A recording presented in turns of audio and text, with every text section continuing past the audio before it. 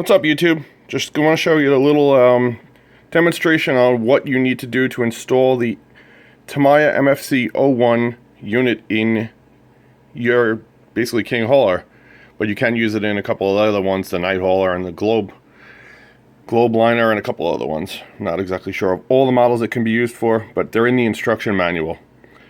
This is basically what you get in the package,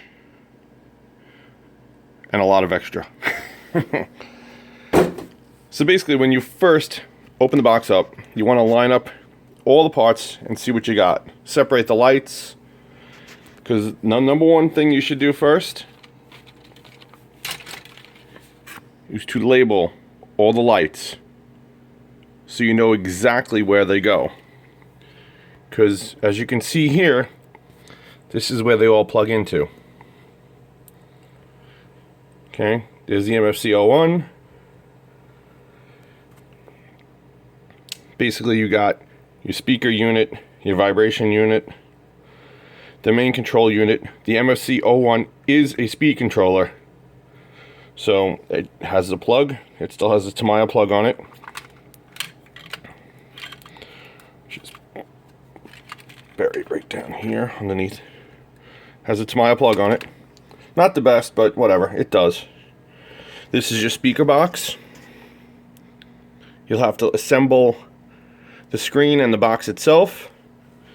The instructions kind of tell you that you should screw it to the body, but you don't need to do that. I just kind of double-sided taped it, and it's not going anywhere. Now, underneath is the box that contains the vibration unit. Okay, can be double-sided tape down too. That's exactly how I put it on there, and it hasn't gone anywhere. And then the main MFC unit you put up top here, double-sided tape to the vibration unit. Don't double-side tape over here, because if you ever have to pull parts apart, you just have, this comes out as one whole piece because it's connected to your battery. You know where your battery goes and your receiver.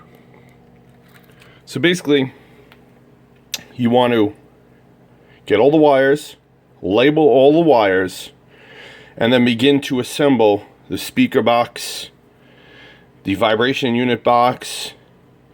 This is already together, and then you want to plug in all the wires and start testing it to make sure everything works fine. Then you go ahead and start installing it. You have to remove the seats from the king hauler. This is a king hauler, so some of the other models are different how you install. But you remove the seats from the king hauler, and this is basically where this goes.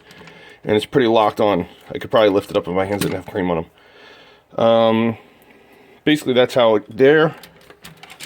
And then you can flip the truck up and see how it's run underneath. Okay.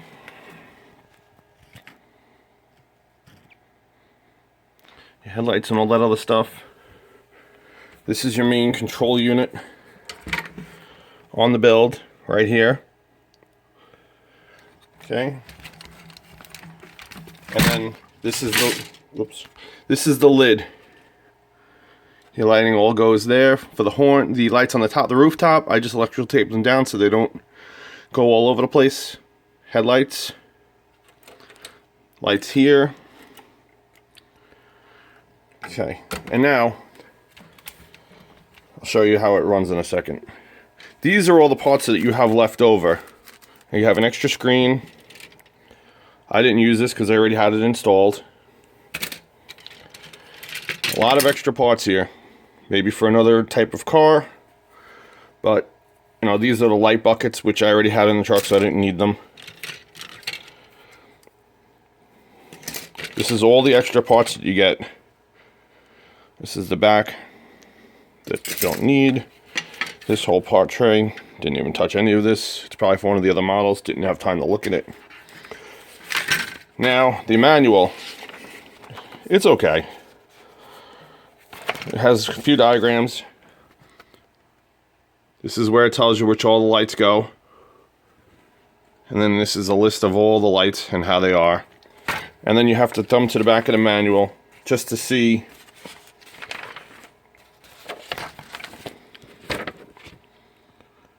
the different models and how they are. This is the king hauler and what it should look like. It's the globe liner and what it's like, how they should say you should install it. You also have the Ford Aeromix. If it wasn't blurry, I'd be able to read it. King and the night hauler. Oops. So basically, this has all the instructions, but they're not very clear on how you do it and things like that. So I just wanted to post a video and show you guys how it basically was done. So basically, your bottom line is you remove the ESC that you have in your truck if you have one. You remove the ESC is definitely gone. The seats gone. You don't need those. Speaker box, assemble, double side tape, both sides, front and back, and push it down. Vibration unit underneath, double sided tape underneath. Good, done. All right, let me see if I can fire it up.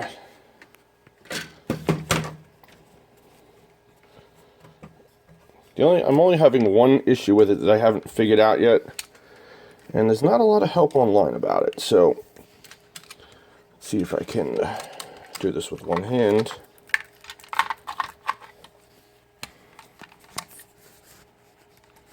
Okay, plug it in.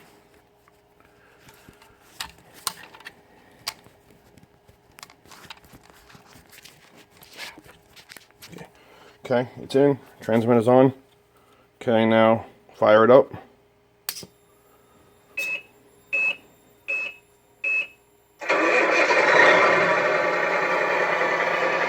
Okay.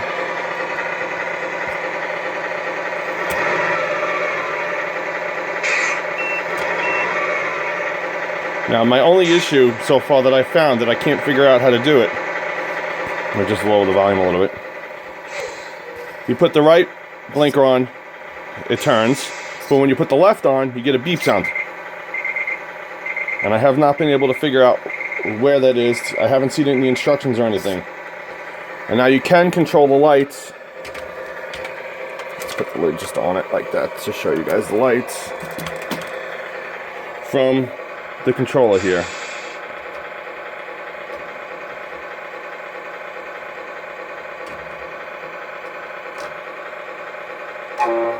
We got the horn. You turn that light off so it can see better. Get it.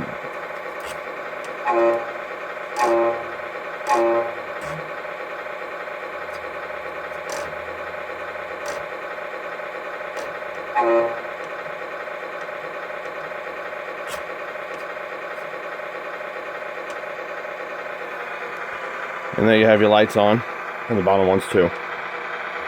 That's all controlled with the controller. Sorry the picture's not the best in the world. It's on my phone. So, anybody has any ideas on why when you go shifting left, you get the beeping sound? The blinker works in the back and everything, but the right doesn't do it, but the left does. Anyway, hope it helps. Enjoy your day.